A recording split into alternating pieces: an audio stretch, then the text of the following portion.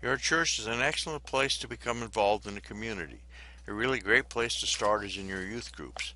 These groups include Boy Scouts, Cub Scouts, and various youth groups as your church may have. Now, our church has several youth groups. We have the primary, which is the younger kids. We have young women and young men as separate groups and sometimes separate divisions within those groups.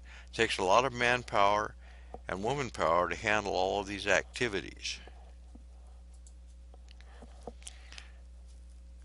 You need to interact with those of different faiths in your church projects.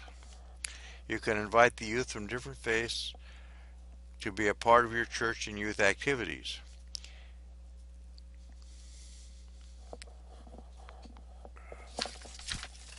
Your church have a project to do things for those in the community.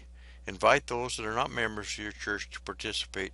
It's a great thing for community involvement and for building good community relations. Projects should be well supported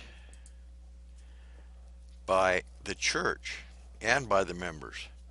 There's a great way to get new members and new friends, and they build relationships for your church with everyone in the community.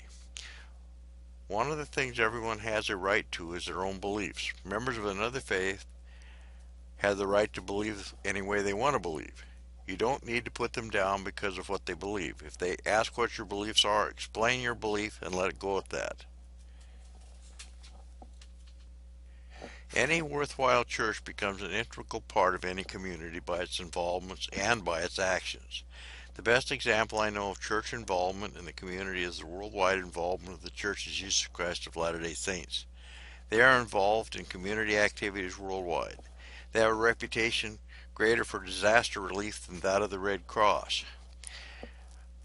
I remember after the Hanford fire how great that work was. Here's some examples of church involvement.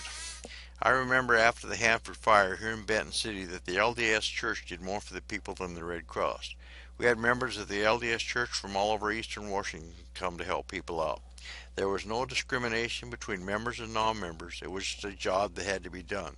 They invested countless hours in the cleanup of the damage that had caused by that fire. That's what community involvement is all about.